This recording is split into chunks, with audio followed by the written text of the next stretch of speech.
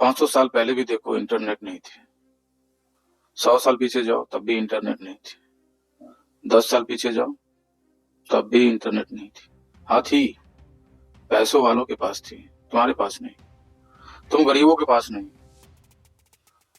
फिर मोदी जी की गवर्नमेंट आई और अंबानी जी ने एक नया टेक्नोलॉजी लाके इस देश को सस्ता इंटरनेट दिया। पहले मुफ्त बांटा, फिर सस्ता दिया।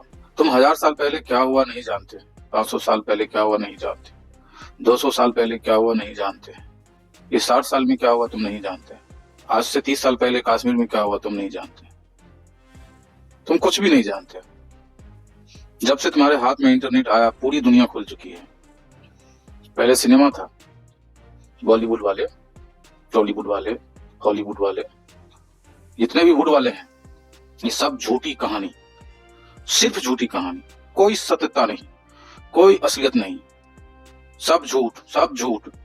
वो झूठा प्रेम, वो झूठा दोस्त, वो झूठा बंधु, झूठी कहानी, झूठा राक्षस, झूठा हीरो, सब झूठा। एक भी हीरो सच्चा नहीं। हीरो वही जो सच्चा हो, हीरो वही जो धर्म की रक्षा करे, हीरो वही जो देश की बात करे, हीरो वही जो देश के लिए लड़े, हीरो वही जो देश से प्रेम करे। ये लोग कब के हीरो बन गए? गुंडा होता है, मैं जानता हूं, गुंडा होता है, असलियत में भी होता है और बुढ़ वाले को पास भी होता है, पर हीरो कैसा हीरो? कौन सा हीरो? कौन से इतिहास में लिखा हुआ, कौन सी किताब में लिखा हुआ? किस बात का हीरो? वो जो झूठा एक्टिंग करता है इस बात का हीरो? तुम जानते हो इनकी औकात क्या है? याद करो आज से 50 साल पहले, चलो 20 साल पहले ही चलते हैं, जब छोटे थे, बच्चे थे, जब टीवी भारत में एक आध घर में देखा जाता, लोग वहां भीड़ लगा के देखते। उस समय गांव में रामलीला या फिर जो भी प्रोग्राम जो लोग करते, वही लोग हैं जो आज सिनेमा पे आ गए, डिजिटल हो गए, वुड वाले हो गए। ये वही लोग हैं। पहले रामायण होती थी, महाभारत होती थी, एक से एक लीलाएं होती थी, उस लीला को दिखाया जाता था। जब से ये सिनेमा जगत और टीवी जगत आया तब से एक से एक झूठी कहानी, एक से एक झूठी कहानी, एक से एक झूठी कहानी दिखाया गया। हमें फॉरेन कल्चर के बारे में बताया गया, हमें छोटा कपड़ा पहनना सिखाया गया, हमें दारू, गांजा, शराब, गुटखा ये सब खाना सिखाया गया। क्या दिया हमें बॉलीवुड वालों ने? क्या दिया? खैर बात बॉलीवुड की नहीं है, बात मैं देश की कर रहा था, बात मैं इंटरनेट की कर रहा था, बात मैं हिंदुओं की कर रहा था। जब तुम्हारे पास इंटरनेट नहीं थे, सोचो कि तुम किसी एक राज्य के, किसी एक जिले के, किसी एक गांव में कहीं कैद हो और फिर तुमसे 1000, 1500 किलोमीटर दूर, 500 किलोमीटर दूर, 100 किलोमीटर दूर या 50 किलोमीटर दूर किसी एक गांव में, एक जिले में, एक शहर में, एक राज्य में, कहीं पे एक कोने में हमला हो गया, मारा काटे शुरू हो गया। सोचो, तुम्हें पता भी नहीं, उधर लोग मर रहे हैं, कोई न्यूज नहीं बन रहा है, कोई रिपोर्टिंग नहीं, कोई मीडिया नहीं, कोई न्यूज़पेपर नहीं। याद करो उस जमाने में, आज से 100, 150 साल, 200 साल, 500 साल, 600 साल पहले सोचो, जब वो आताताई, वो मूर्ख जिहादी मानसिकता के लोग जब पश्चिम की ओर से आके भारत के एक एक कस्बे, एक एक गांव में जाके मार काट मचाया, हमें नहीं पता था। हमें तब पता चली जब हमारे ऊपर बीती, जब हमारे गांव के बाहर हमारे दुश्मन खड़े थे हमें मारने के लिए। तब पता चला कि अरे ये कौन है, ये क्या कर रहे हैं, क्यों मार रहे हैं। अरे पुरुषों को छोड़ो, महिलाओं को, बच्चों को भी नहीं छोड़ा। महिलाओं के साथ जो बर्बरता हुई है उसकी वर्णन नहीं हो सकती हमसे। बच्चों के साथ जो हुआ, याद है अभी 25 दिसंबर क्रिसमस डे मनाए होगे तुम लोगों ने। 21 दिसंबर से 28 दिसंबर तक क्या क्या हुआ था भारत में उस जमाने में, उस वक्त में, तुम्हें पता है? कहां से पता चलेगा तुम किसी एक गांव के, जिले के गांव में, वो किसी एक शहर, एक गांव के, जिले के गांव में, तुम्हें कहां से पता चलेगा? कभी नहीं चलेगा। तुम्हारे साथ हुआ भी होगा, तुम्हारे माँ बाप ने तुमको बताया नहीं होगा, तुमने कभी स्कूलों में पढ़ा नहीं होगा, किताबों में देखा नहीं होगा। जब 25 पीढ़ी राम मंदिर को टूटते देखा, देश को गुलाम होते देखा, देश को लूटते देखा, फिर उसके बाद 50-60 साल इस तरह की घटना बंद हो गई, क्योंकि हम आजाद हुए, हमारी सरकार बनी, हम आजाद अंग्रेजों से हुए थे। हमारे जो महापुरुष जिन्होंने अंग्रेजों को भगाने में जो अपना महत्वपूर्ण दायित्व निभाया, उसके वजह से और उनके राजनीतिक में गतिविधि की वजह से, जैसे सरदार वल्लभ भाई पटेल, भीमराव अंबेडकर और भी बहुत सारे महापुरुष हैं, मुझे नहीं पता क्योंकि मैं भी नहीं पढ़ा हूं, मुझे भी नहीं पढ़ने दिया गया, मुझे भी नहीं, अब जितना पढ़ा हूं उतना बोल रहा हूं, जितना समझ रहा हूं उतना बता रहा हूं। 50-60 साल तक तुम लोगों को कोई तकलीफ नहीं हो, कोई कष्ट नहीं हो, क्योंकि तुम जो गरीब थे, लूटे हुए, सताए हुए, तरपाए हुए, जब तुमको मौका मिला तो तुम अब अपने आप को अमीर करने में लग गए, पैसा कमाने में लग गए। हर तरफ तुम पैसे के लिए भागने लगे, गांव से शहर भागने लगे, शहर से विदेश भागने लगे। कोई बॉलीवुड में जा रहा है, कोई टॉलीवुड में जा रहा है, सारे वुड में चले गए। इंटरनेट युग आया, यूट्यूबर बन गए, क्रिएटर बन गए, काचा बादाम, 4 बोतल वुड का सब देख लिया, सब सुन लिया, सब कर लिया, सब कुछ कर रहे हो, पैसा भी कमा लिया, गाड़ी भी हो गया, बंगला भी हो गया, सब हो गया। अब तो संभल जाओ, अब तो सुधर जाओ, अब तो रुक जाओ, अब तो जान लो कि भारत क्या है।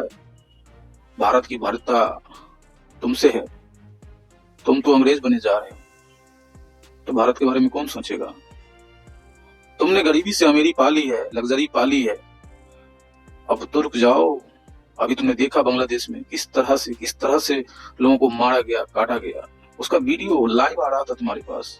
सोचो, आज से 1000 साल पहले तुम्हारे पास इंटरनेट नहीं था और आज इंटरनेट है, कितना फर्क है। देखो, वहां कट रहा है और तुम देख रहे हो, वहां कट रहा है और तुम देख रहे हो, वहां बीच रोड पे झुलाया जा रहा है, तुम देख रहे हो। हर वो चीज, हर वो मंजर, हर वो दहशत तुमने देख ली।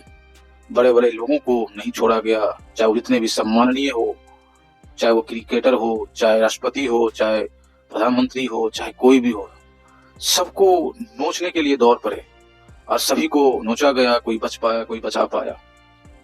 तुमने देखा ना कि जाहिल लोग कैसे होते हैं, उनके दिमाग में क्या चलता रहता है, वो किस तरह से टूट पड़ते हैं। और तुम्हें लगता होगा कि ये जाहिल लोग इस्लाम के फॉलोवर हैं, तुम मूर्ख हो। इस्लाम के फॉलोवर नहीं है। इस्लाम, मुसलमान, इनकी अंदर की क्या बात है मैं भी ठीक से पढ़ा नहीं हूं, कुछ सही कुछ गलत हो सकता है, विचारधारा ही तो है, लेकिन ये इस्लाम के बंदे नहीं, इस्लाम के अंदर रह के बाहरी ताकतों के लिए काम करते हैं। जो वर्ल्ड लीडर है, जो वर्ल्ड पावर है, वो इन्हें चला रहे हैं, वो इन्हें पैसा दे रहे हैं, उन्हें रुपया दे रहे हैं, उन्हें उसका रहे हैं, उन्हें कह रहे हैं कि तुम यहाँ पर चेंज लाओ, तुम हमारे गुलाम हो और तुम यहाँ पे अपनी सरकार लाओ और हमारी बात सुनो। क्योंकि शेख हसीना तो भारत की सुनती थी, बाहर वालों की सुनती नहीं थी, भारत के नजदीक थी, भारत का हिस्सा थी, भारत ने उनको आजादी दिलाई थी पाकिस्तान से। शेख हसीना के पिताजी शेख हसीना, ये सब भारत के फैन थे। अब भले एक पार्टी के फैन नहीं हो, पर भारत के फैन थे, उनको भाया नहीं।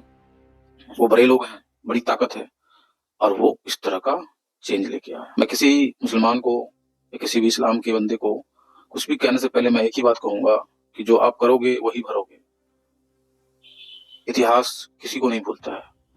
मैं अपनी बात में 1000 साल कहता हूँ। क्यों कहता हूँ? क्योंकि 1000 साल जो हुआ सो हुआ, किताबों में लिखा हुआ है, दस्तावेज में है, और आज जो भी हो रहा है वो भी दस्तावेज में जाएगा।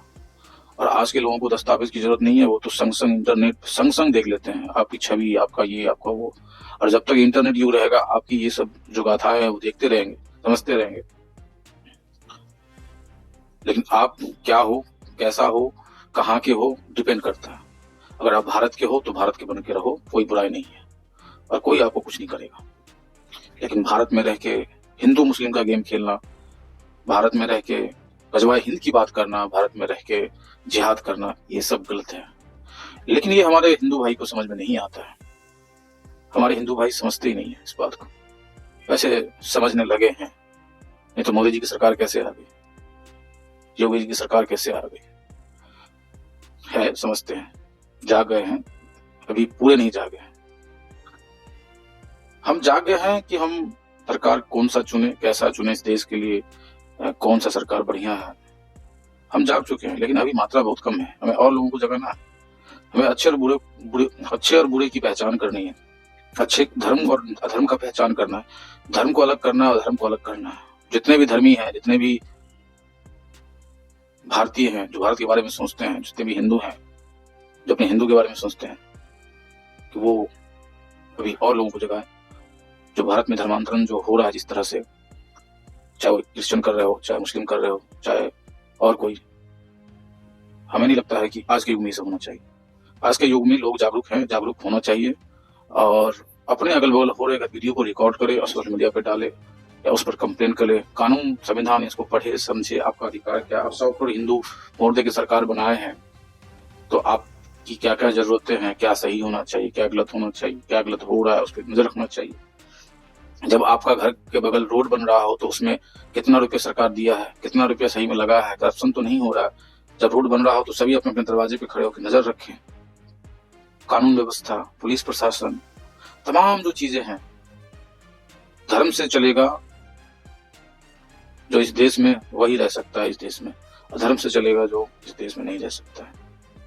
मानवता की रक्षा धर्म से ही हो सकती है, धर्म से नहीं। और धर्म से प्रकृति की भी रक्षा हो सकती है। प्रकृति के साथ अगर अधर्म से चलोगे तो नुकसान है, पर वो एक अलग मुद्दा है। क्लाइमेट चेंज जिस पे मैंने बात की है, आचार्य प्रशांत को सुने और रिसर्च करें खुद से। अब बोलोगे कि मांस मछली खाना पाप है, पुण्य है, धर्म है, धर्म है, ये मैं नहीं मानता। जितने दोषी हिंदू हैं उतने ही मुसलमान हैं, उतने ही डोम हैं, उतने ही अमेरिकन हैं, उतने ही इंडियन हैं। सभी खाते हैं, पूरे वर्ल्ड में खाया जा रहा है। और मुझे लगता है कि इसका भी फल आप लोगों को भुगतना पड़ेगा, पूरी धरती को भुगतना पड़ेगा, जो क्लाइमेट चेंज से जुड़ा हुआ है। मांस खा रहे हैं आप, मतलब आप क्लाइमेट को नुकसान पहुंचा रहे हैं। आप पॉपुलेशन बढ़ा रहे हैं, मतलब आप क्लाइमेट को नुकसान पहुंचा रहे हैं। ये एक अलग बात है, आप उस पर रिसर्च करें। मेरी बस बात इतनी है, जागो हिंदू, जागो नहीं, जागो हिंदू, जगाओ हिंदू। हिंदू है, बंधु है, पहले खुद जागे फिर हिंदुओं को जगाए, और हिंदू है तो बंधु है। इस भावना से इस देश की रक्षा हो सकती है। हिंदू जाग सकते हैं, अब उनको जगाए। पिछली बार 2 इलेक्शन तो बहुत अच्छा रहा, लेकिन 2024 में गड़बड़ हो गया। आपने देखा कि नीतीश और चंद्रबाबू नायडू के भरोसे उनकी सरकार बनी है। हिंदू जगा था 10 साल के लिए, फिर सो गया था। थोड़े से हिंदू सो गए थे, पूरे हिंदू जागे नहीं थे। आप उनको जगाइए प्लीज। आप जो जगे हुए हिंदू हैं वो सोए हिंदू को जगाइए, अपने बंधु को जगाइए, तभी आपका धर्म और आपका देश बचेगा। जय हिंद, जय भारत।